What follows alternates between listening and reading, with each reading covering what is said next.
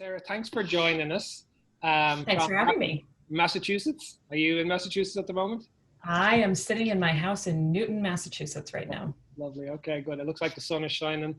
I want to Yeah. take you back to 1988, 1989 and Chicago and art history. Okay. So maybe we'll start there and kind of say, how did you get to that point? So tell us a little bit Okay. about, kind of what happened in advance of that and how you ended up studying art history.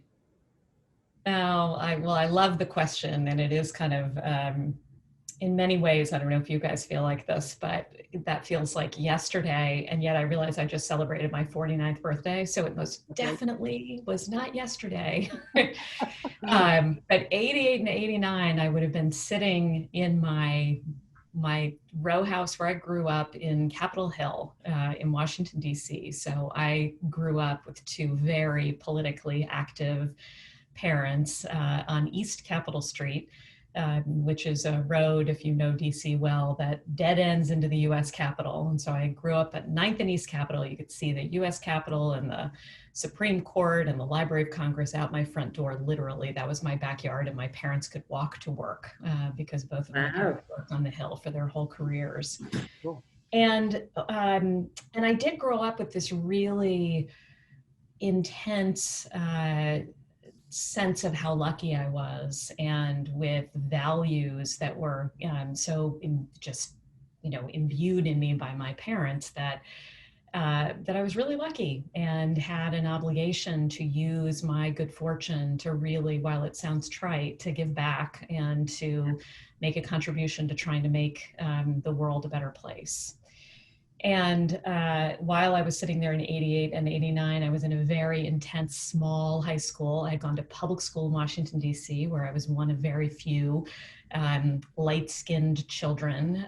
But then heading into middle school, my parents put myself and my brother in private school. And it was this really intense private school where, honestly, I just kind of I was never the smartest kid, and found a way to kind of find my own niche, which was in art. And that allowed me to feel like, okay, this is something I am better at, and have kind of, unique capabilities toward. And so I applied to art school for college and went to the School of the Art Institute of Chicago. But I do think it was somewhat, actually, a little bit of a rebellion against this really intense family where my mother was an arms control lobbyist, and my father worked in the House and then the Senate as a chief of staff for 20 plus years. And we talked about arms control at the dinner table, and I had this intense academic experience, and I was like, get me out. I'm doing something totally different. So off to Chicago you went and studied. Off to Chicago I went to study art history and printmaking and photography. Oh, wow. Wow. I did not know this. So I was so curious, Martin, when you asked why that specific time, and I guess it just makes sense. That's incredible. But I did discover that my parents had basically ruined me. So while I loved art, I had a very hard time. Not that people can't, I couldn't reconcile that I got to be making a measurable direct contribution to, improving the world, and the kind of art I was making, which was not really politically activist art at all. And so I got through college and was sort of like, okay, now what? Yeah. So this is really fascinating, how people's careers and sort of academic backgrounds. So then you ended up. Well, you didn't end up, but like a couple of years later, you're in Harvard at the Chan School of Public Health. So how do you get from Chicago art to there? Well, some admissions officer was clearly, off their game that day. But in truth, what happened was I followed my heart to Boston. Okay. So I had been, after college, dating a guy who had taken a year off to work in politics, to work on the Clinton campaign when we were in college. It was a year behind me. He was in Boston. And as I said, I was like, I don't know what to do after college. And so moved to Boston to be with him. And I had a family friend who worked in healthcare and who helped connect me to an internship at the Visiting Nurse Association of Boston, where I ended up parlaying that, fundraising oriented internship into, they created a new, kind of entry level role that was called a patient care coordinator. So I was coordinating a signing of VNA patients with their nurses. But ended up staying in that organization for more than 3 years and working my way up in the organization, and then having it kind of occur to me, I'm not a clinician. I found healthcare fascinating for reasons we'll talk about, but realized the next logical step for me, given how relevant my undergrad training was to this career path, that grad school made sense. And so I actually applied to public policy programs all over the country, knowing I wanted to focus on health policy. But ended up getting into the Harvard School of Public Health, and at the time I liked Boston, didn't make sense to move. Okay. And as I said, some admissions officer, clearly my application, slid by. You're too modest. So you found your passion then, and then, if you look at your career then going through Massachusetts Hospital Association, and then, rather rapidly up through the ranks, we'll talk about it a little bit. What you said, you found your kind of your home or your passion. What was that? Was that like a eureka moment, or was it a series of steps, or what was it that said, okay, healthcare is the thing for me, and healthcare policy and healthcare, what was it that drove that? Yeah, a great question. I try to be really, really honest about this, particularly as a mother of 3 teenagers who are at that point of trying to figure out, I've got one applying to college, she's starting her senior year in high school, and one in college who's facing, what do I want to major in? And my daughter facing, what school do I want to go to? And we put so much pressure on these kids as though these decisions are going to really, truly impact the rest of your life. And actually, I don't think they do. I think you have to just do something. Yeah. Choose something, pick something, do something, pour yourself into it. And it's that commitment to working hard that develops the muscle that you can, I think, at most any point in your life, if you've got that kind of grit and ambition, pivot to do something else. And so that's really what I try to say. Look at my life. I went to art school and now I'm a healthcare executive. Like, I lived this. You can pivot. And so for me, I would love to say that it was all really intentional, but, it wasn't. I had a friend who, with a family who helped me get this internship because I needed a job so that I could, pay my share of the rent. But once I stumbled into healthcare, it just really resonated as both incredibly complicated, incredibly expensive, that it didn't serve people well, our system, despite the fantastic intentions of all of us who work in the system. And that it most often really failed people when we were in our most absolute, fragile, and vulnerable moments of our lives. And getting to work in the VNA, which, for those of you who know the VNA model, these, they're the oldest home care organizations that existed. The VNA Boston was actually the first VNA in the United States. And you're caring for, the most low income, medically frail and vulnerable members of our society. And it just so resonated with me as while there was great work happening there, what an opportunity we had to do better. And so I saw it as a place where, hey, this is important. It touches everyone. Yeah. It's not working as well as it could. I see how I could make a contribution in this space. And then it just sort of built from there. And I got, more and more interested in both vulnerable populations and making healthcare more affordable and getting involved in policy, because we can talk more about this, because I really believe government has a critical role to drive broad scale and more rapid adoption of solutions that work. And, here I am 25 years later, hoping that there are some things that I can point to say, I made a contribution there, but we've got a lot of work left to do ahead of us. And you would have been, deeply involved in a lot of the policy that was being set out in Massachusetts, going back kind of end of 2010, that period, right, which then obviously went on to more national things. Could you talk a little bit about that? Because that was, it's quite a fundamental shift in policy and kind of what the experience was on the ground, and then, you know, how you see that kind of moving forward over the last 10 years.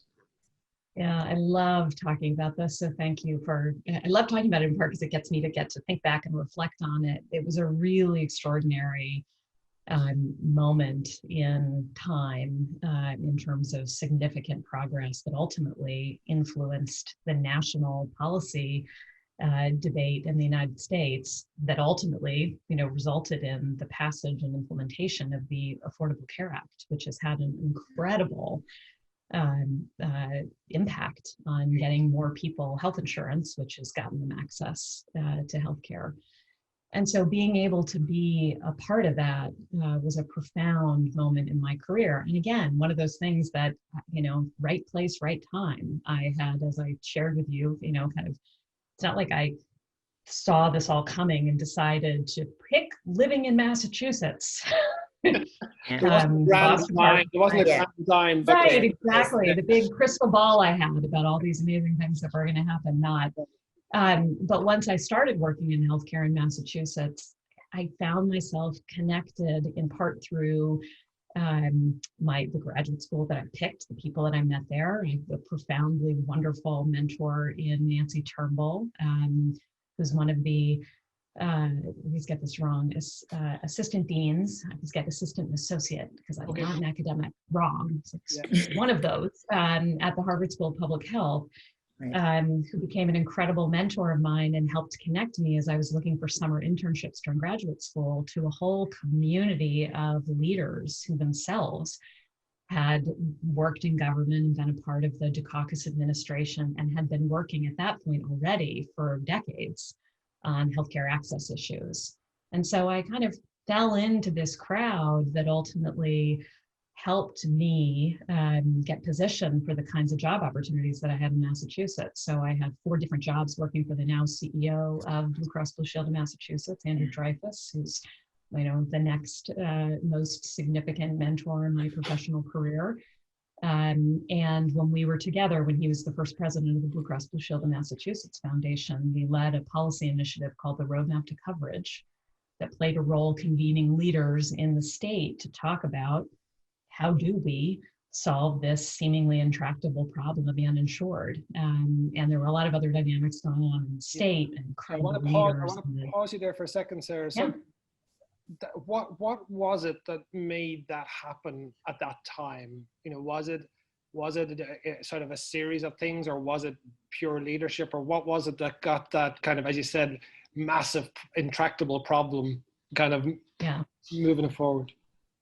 It's a great story, and I would encourage, there've been a few things written about it, including John McDonough has written some really great pieces for Commonwealth Magazine that tells this story in much more detail than I'm going to be able to tell it right now, but it was a combination of things. So incredible leadership in this state, but leadership that wasn't concentrated just in the healthcare system. It was business leaders, it was consumer advocacy leaders, it was religious leaders, the leadership of the Greater Boston Interfaith Organization, and healthcare leaders and government leaders. So remember, we had a Republican governor in Mitt Romney when this law got passed, and Democratic leadership in the State House and the Senate. And so it was even bipartisan at the moment. We were able to kind of lift up out of partisanship to recognize healthcare access as really being, you know, a social justice, a social equity issue. Hard to believe now, but that was true at the time.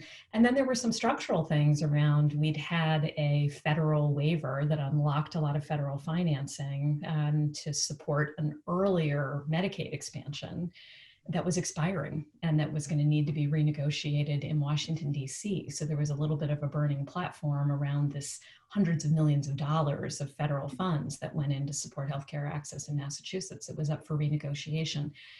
So there were all of these different factors and leaders and that brought this all together. And got this law passed. The implementation of the law started immediately. So you also got some quick wins that generated momentum and collective pride and the success that kept it going. Right. And then obviously then got the attention of the policy community at the national level. And so those coverage related provisions, the Affordable Care Act was much bigger than the coverage related provisions, but really were an inspiring case study. As the political environment was such, you even had some of the Massachusetts leaders go to DC to try to take the model national. So it was really a privilege and an extraordinary moment in time to be able to play a role in. Wow, that's incredible. And I guess you kind of circled back and went into your parents' line of work eventually. I did, although they coached me early on. They said, and this has never been better advice than the moment in time that we're in this exact moment in the United States. Both of my parents had spent their whole careers working at the federal level. So my mother running political action committees and my father as a staffer, as I mentioned earlier, in Congress. They said, go work in a state. It's gotten so, and remember, they were giving me this advice 25 years ago. Yeah. Saying over the course of their careers, they watched things get more and more partisan and watched it get harder and harder to get things done. And so 25 years ago, they were coaching me to say, don't come to DC. If you really want to be in a place where you can drive change, work at the state level, which is a sad commentary on where we are, but I think it's even more true now than it was then. But it's also inspiring. But I did ultimately follow them. They're quite happy about it. But I guess it's interesting to sort of inspiring to think about, as you say, a group of community leaders coming together in a bipartisan way, having the funding there to make it real, and then having a kind of defining moment that you have to do something about it, and then it turning into a success that then can be taken, nationally. So we could do a whole series on this, no doubt. But let's move forward a little bit, Sarah, to like where we are today. And like, people talk a lot about innovation in healthcare, and there's a lot of press and there's a lot of talk, and there aren't that many real examples. So we did a piece of work, a little report on maturity of digital for payers. So I'd love your kind of broad perspective on, as you have this broad picture, broad experience in healthcare, kind of where you think payers are at in terms, generally, just your kind of take on where you think they're at in terms of both innovation and digital innovation, and then we'll dig in a little bit further and kind of see where we go from there. Great. Well, and first, let me just commend you, the two of you, and your leadership, because I do think you're doing reports like this and all of the work that you do by shining a light on innovation, by bringing people together, makes a significant contribution in our learning, in a certain amount of kind of, peer dynamics that creates a dynamic where we want to up our game, but also helps us get smarter about, in the startup community, who is out there that are doing things that really merit our paying attention to. So kudos to you guys, because I think you're making a contribution in helping payers get better. So to answer your question, I just kind of want to own up where healthcare doesn't work well. And I don't think it's unique to payers. I think it's the healthcare system. And I don't just think it's in the US. I mean, I think there are some parts of the world that do better in digital, particularly in Asia. But I think it's a pervasive problem in the healthcare system in general. And I think it's one that we're being more honest about and investing more deeply in. But I think if you look at the amount of spending devoted to healthcare in the US, I'm not proud of where the system stands right now in terms of the way in which we respond to consumers' needs and desires relative to the amount we expect consumers to spend on healthcare. And I do think that there are pockets of innovation that we can point to, but I would, to your point, like there to be many more. And so I think within the healthcare system, and I'll now pivot to talking specifically about the payer side, we're going to have to continue to fight the fight, because some of these investments, which are about catching up to consumer expectations that have been met in other sectors, in retail, in banking, in others, it gets harder to fight for the dollars to catch up in environments where there's more and more pressure. And we are heading into one of those environments because of the impact of COVID on the economy, appropriately, where people are really saying like, healthcare is really expensive and we can't afford the rate of increase that we've been, are asked to absorb every year. But it gets harder then to maintain the level of investment that's needed. And, we've got to aim those investments toward things that are really creating value within healthcare. So, ideally that are having a positive impact on people's health outcomes, on managing medical expense, on making administration of our healthcare system more efficient. But I think we've still got a long way to go, even though there are some things that I think we can point to and feel great about. I mean, within our own organization, we've made our Florida Blue Medicare business reports up to me. We've just made a big investment in building solutions to engage our senior consumers in their healthcare experience more directly through new tools, multi-channel, web, app-based. So I feel proud of that, right. But I also know there's a lot more that we can do. I think that's a very fair assessment and an honest assessment. Why do you think that's the case, Sarah? What are the, you can look at it in one regard, and most people I know in healthcare are really trying to do the right thing. They're working very hard, they're kind of overloaded with work, and then there's all this complexity to it. So there's lots of kind of reasons why, it may not be the most innovative industry. What's your take on the barriers? Like what's stopping us moving forward? Oh, I think there are so many. And so I'll just highlight a few that I think are relevant to different parts. Right. So, I would say on the consumer experience side, one of the things that's so tricky is how siloed the system is. So for most consumers, they're not living in California in a place where there are a staff model, Kaiser type, integrated payer and delivery system available. So most people have a health plan. They have a separate primary care doctor. Their specialists or wherever they go for tests might or might not be at that site. It might be at another provider, and their hospital may or may be an independent freestanding entity that is not affiliated explicitly organizationally with their primary care doc or that place that they go to get their labs done. Yeah. So just coordinating the sharing of information across all of those and knowing who to call when and what's going to cost what, there's a lot of complexity there. And then layering on that complexity, it looks different in every community. Yeah. So depending on where you live, it's a different relationship, a different payer, different providers. And so solving for that ends up happening kind of community by community. Not an excuse, because we can look at equally complex industries that have made more progress, but it does require a level of leadership will to break down those barriers. And sometimes that's very hard to do without public policy leadership, right. Setting the rules. Right. So that's just sort of one space, I think, around the real complexity. Another is that is related to this, but you've got a lot of organizations who've been here for a really long time. So I'll speak from the health plan seat. We're a 75-plus-year-old health plan. Yeah. And sometimes I feel very envious of colleagues who are at startup health plans who have the luxury of designing their tech stack from a white piece of paper. We don't. Yeah. We have a lot of different legacy systems. And so you may be talking to a really innovative entrepreneur who wants to, API into you, and you'd love to say it's that easy. But then I have to you got to talk them through. We've got 24 different systems of record, depending on which system you need to interact with.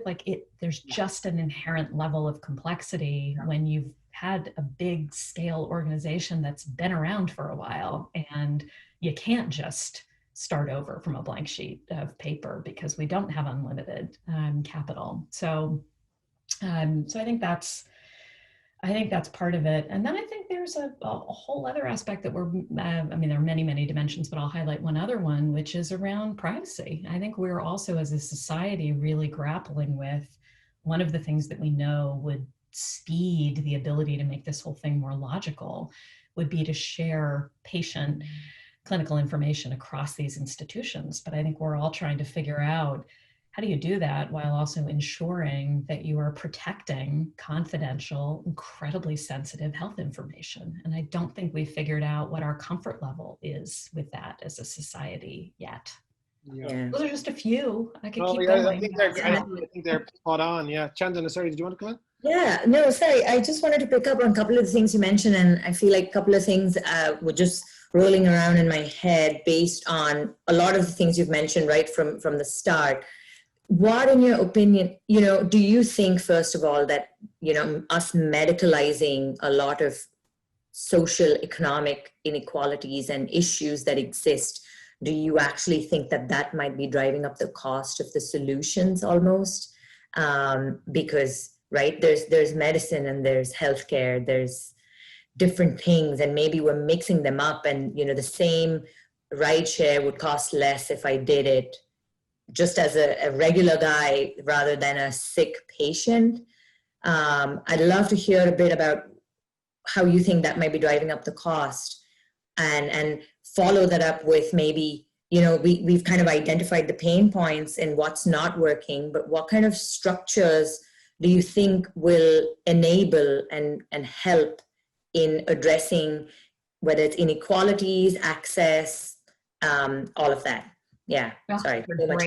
Great questions. I will try and do them justice. I'm sure I won't, but I'll try. So on the first, one of the things that I love about the community conversation that we're having about healthcare is the recognition, to your point, that keeping people healthy, keeping communities healthy is about more than accessing the healthcare delivery system. It's not just about going to your doctor and and getting labs done once a year or manage. It's a recognition that, particularly if you're struggling with a chronic disease, good luck to managing that if you don't have access to healthy food. If you don't have safe, stable, and affordable housing in a place where you can cook and prepare those meals, if you don't have access to affordable healthcare so that you can leave your child somewhere and go to your job to make the money to be able to afford all of those other things, so they're all connected. Yeah. However, and so I think we all recognize that now, which is great. And I think there's been, to your point, some flexibility in how payers, whether that's us as private payers or whether that's the government, there's been more openness to what we will pay for, to your point, as part of the medical benefits. So in the US, the Centers for Medicare and Medicaid Services has allowed Medicare Advantage plans to add on supplemental benefits for a certain number of Medicare beneficiaries who have chronic diseases, so that we can offer things like transportation, so that we can fund things that address loneliness, these things that we know, those kinds of mental health challenges really impact your physical health. Yeah. However, to get those things to scale at a time where we are trying, employers who finance so much of, we're paying for so much of the health insurance, cost of health insurance in the United States, at least, are, as we alluded to earlier, asking the question of why are my premiums going up every year faster than the growth of my, bottom line and then the economy in general? I can't afford this. It's eating into more and more of my, profits and ability to invest in my business. Perfectly valid question. But when you're under that kind of cost pressure to keep healthcare affordable, then it gets really tricky to figure out, well, how do we fund all of these other things that we know people need to stay healthy? And so what you end up stuck in is a system in which all the sources of funds are incredibly siloed. So as a former, I was actually a former regulator. I worked in state government, as Martin alluded to at one point in my career. We had a great slide that I stole from Nancy Turnbull. She and I used to use a lot together, demonstrated that over a 10-year period, so this is now 7 years ago when I was in state government, the spending on healthcare delivery had gone up by more than 30% at the time. Meanwhile, the spending on public health, on education, on housing support, on all of these other things that we're talking about that we know affect people's health had gone down by an equal amount. But how do you break down those silos so we can see it?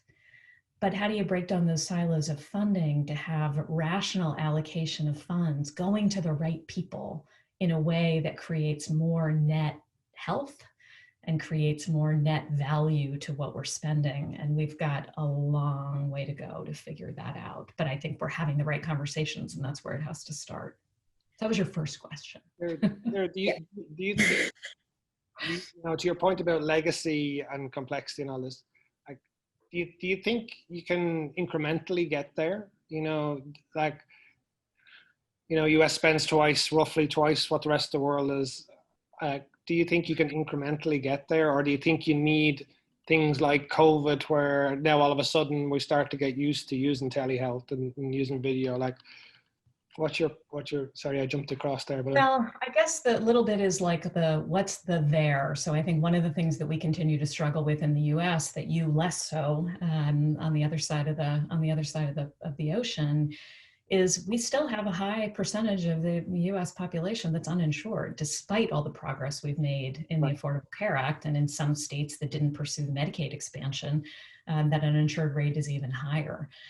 And so I think we don't have a choice but to get there incrementally. So we're in a political primary season right now, and you can see there was a very active debate on the Democratic side around expanding access to health coverage and Medicare for all and other things that are ultimately not going to be a part of the platform for the Democrats. And so I think as it relates to healthcare access in the US, we are in an incremental progress space as it relates to that issue. But I do think that there are opportunities, as you pointed out with COVID. Many people were resistant to telehealth because they didn't feel like it was going to, they were going to get the same level of attention or quality of diagnosis or engagement, via video. And I think this will have a long-term effect on how people think about that, in part because people don't want to leave their houses or go into, I think there's a greater level of sensitivity to, the other people who are in this bricks and mortar doctor's office are probably here for a reason. Yeah. And I don't want the reason they're here. So if I don't have to come in here and expose myself exactly to whatever they have, COVID or something else, I'd really rather not be here. I think there's just greater awareness of infectious disease transmission as a result of COVID. And that's a good thing. I think we're a long way out from knowing, are we able to use that virtual visit capacity in a way that doesn't end up being cost additive? Mm-hmm. So as a payer, I don't think in the long term we should be paying the same amount for a video or a telehealth visit that we pay for an in-person visit. But I know that my friends who work on the provider side, a lot of them don't agree with me. Yeah. It's a really interesting topic. I mean, one of the things we're trying to get our heads around is, we're not going to have events anymore, so now, people are used to paying $5,000 or $6,000 to go to JP Morgan, and now they're saying, well, webinars for That's zero. Just for their hotel, I think, by the way. Right. Forgetting about anything, forget having a cup of coffee, right? And then, then at the other end, you have, a webinar zero and a Zoom is zero cost, So people are trying to understand this new pricing model, and I think it'll take us a while to figure it out. And it's really tricky because people aren't going to embrace the new pricing model until they see a path. I'm sure you feel like this running a business. Well, how do I get those fixed costs that old business model used to cover? How do I get those out of the system? Yeah. And then you're also doing that in a way that is also really mindful and intentional about the economy. I mean, one of the things we're trying to be so mindful about is recognizing that we're a major employer in our community and really wanting to be protective of our people and their jobs and their economic well-being. And so it's less of an issue on the payer side's just been hit less hard by this. But on the provider side, I mean, many providers are the largest employers in their communities. And so that business model shift to virtual, it's both tricky to get the bricks and mortar costs out of the building. You're trying to figure out, is this durable or not? And then you're also trying to think about that evolution of your business model in terms of like taking care of your people, employees and staff. And so I feel great empathy for the business challenge. And yet, I think we've got to figure this out, because the rate of growth of healthcare spending in the US, to your point, if you're already at double the next highest spending country, with outcomes that are good in many ways, but in others could be better. Other people are getting better outcomes with lower spending. There's an incredible imperative and opportunity. So, yeah, I mean, it's really interesting because if I think about a startup that is trying to make these things available to, say, the ones who need it the most, but then there's interoperability and just connection challenges to working with, say, a payer, for example, but they want to reach these audiences at a good price for the consumer. How are they going to make money serving these underserved populations without the support? And I think, yeah, you've kind of touched on it, but I was just thinking about that stakeholder group as well. It's just so challenging. It's so challenging. And so I also think this is one of those places where when you're in these moments, you really do need policy leadership. So, whether that's around driving broad adoption of innovation, once you've got enough of a case study to show that something works, you can often accelerate adoption by pulling or turning the right, policy knobs and levers. And I think we've got an opportunity to do better on that in the U.S. I think, frankly, our lack of coordinated COVID response is a testament to that, even despite the efforts of lots of people who are working really hard. And I love this anecdote that I heard around this time, maybe about maybe 11 months ago, from the New York Times, has been doing the 1619 project, marking the fact that it's been 400 years since slavery started in the United States. And in that series last fall, which I listened to in the podcast, I heard a story about the power of government that I actually had not really focused on before, that I think is so powerful, which was that the Civil Rights Act of 1964 did lots and lots of things. And one of the provisions of the Civil Rights Act in the US was the ability for organizations to be denied access to federal funds if they didn't comply with the law. And a couple of years later, the Medicare program was created. And that was obviously an incredible opportunity for all of the players and the providers and the hospitals to have patients that they were seeing now have a source of insurance coverage to pay their bills.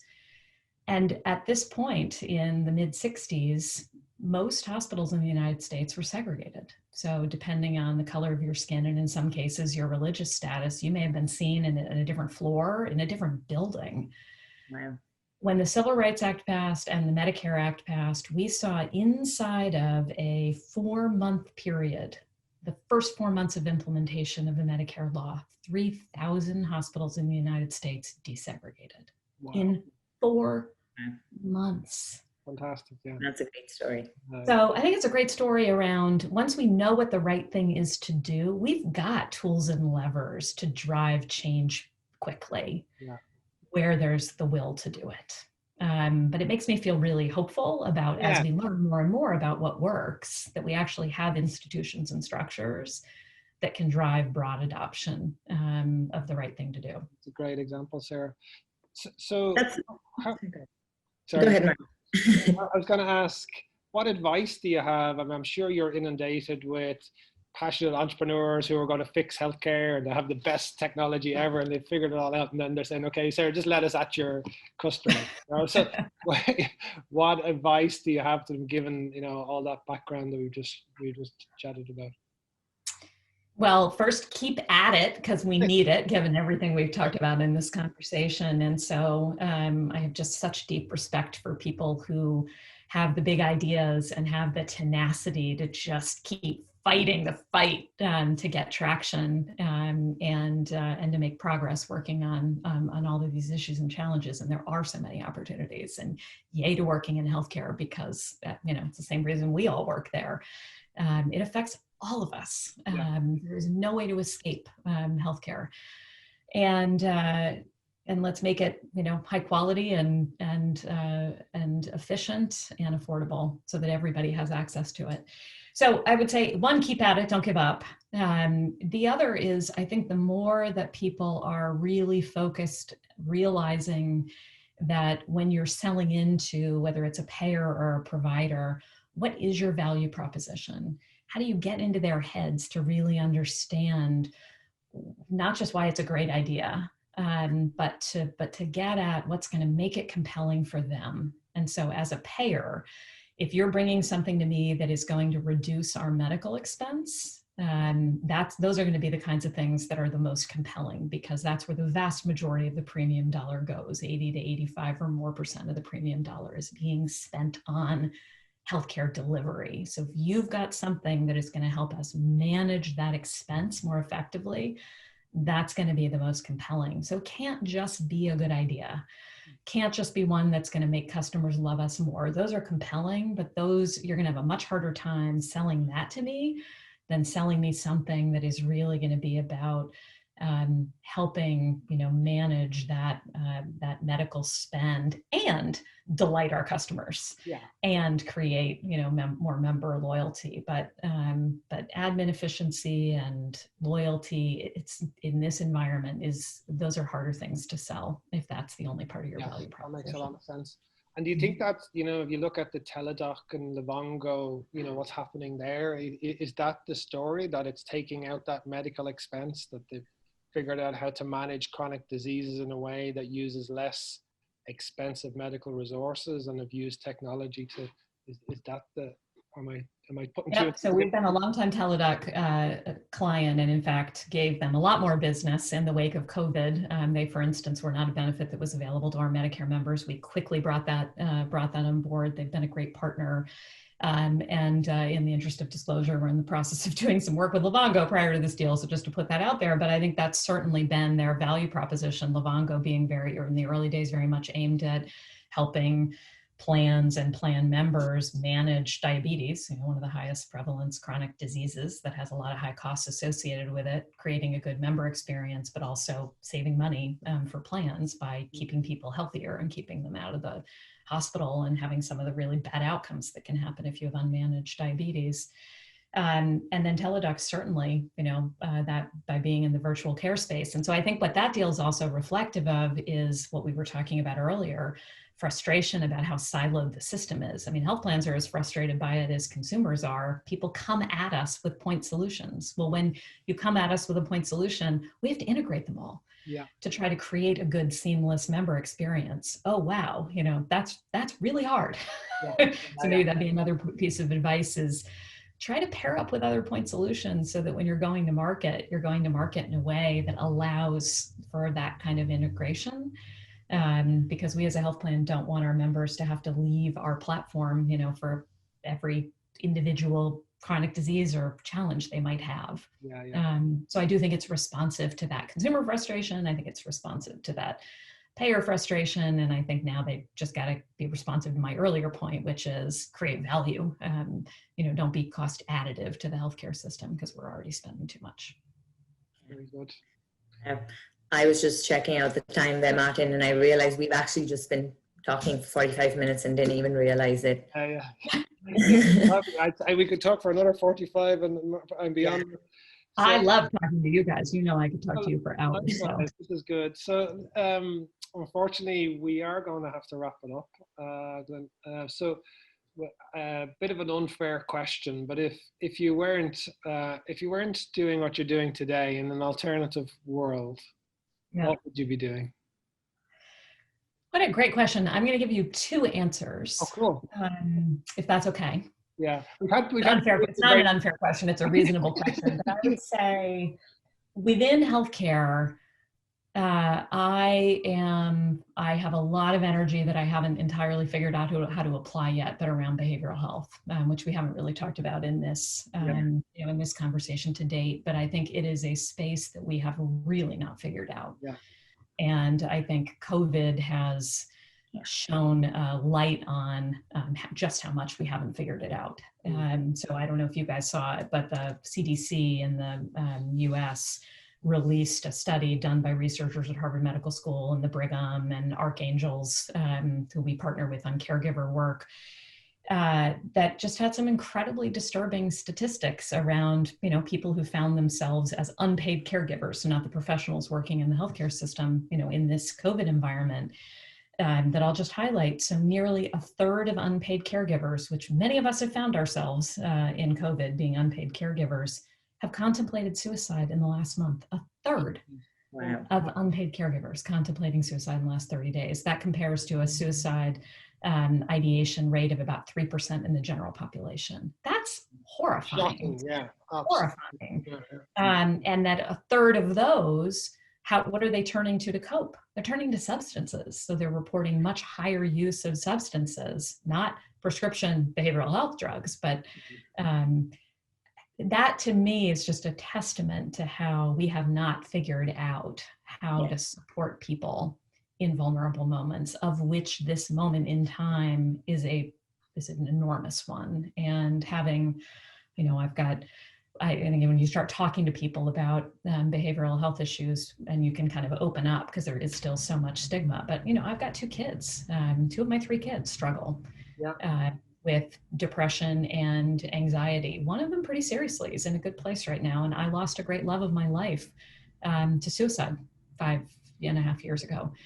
And when you start talking about this, you find everyone has a story, has someone in their family. And I think we have a long way to go to figuring out how to support people who struggle with this, their caregivers who are struggling to support people with behavioral health diagnoses. And this is another area where we're learning more and more about how much it ends up resulting in higher costs for people who struggle with other non-behavioral health chronic diseases, because, if you've got a chronic disease, who wouldn't be depressed?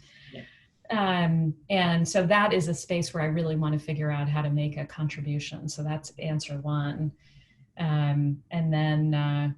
And then the other is, I don't know, that goes back to that art school background. I do have a creative part of me that I hope to at some point get to feed that part of my soul a little bit more. So. Yeah. Okay. Well, we started there and we got back there. So that was well done by you. Thank you. And really important question. I've been curious this whole time. Are those paintings in the background yours?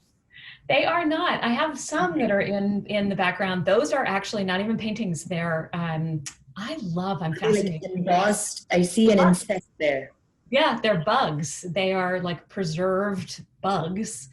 But then I have other pictures of my kids on one wall. So I did a lot of photography. So I did a lot of portrait photography.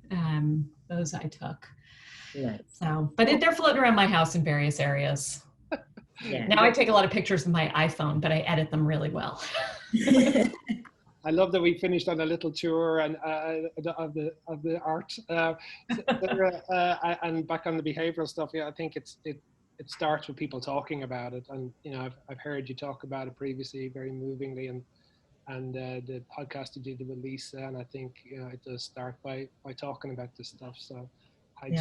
Thanks for sharing that with us, and thanks for spending the time. It's been fascinating. We're almost up on an hour talking here, so thank you. And I hope we get to see each other on Zoom more and in person, hopefully next year. Me too, and I'm so grateful to both of you for the partnership, for your leadership, and really appreciate the opportunity to have this conversation. So thank you, and keep at it. And I can't wait to see you on Zoom, and even better in person at some point. Exactly. Yeah, thank you, Sarah. Take care, guys.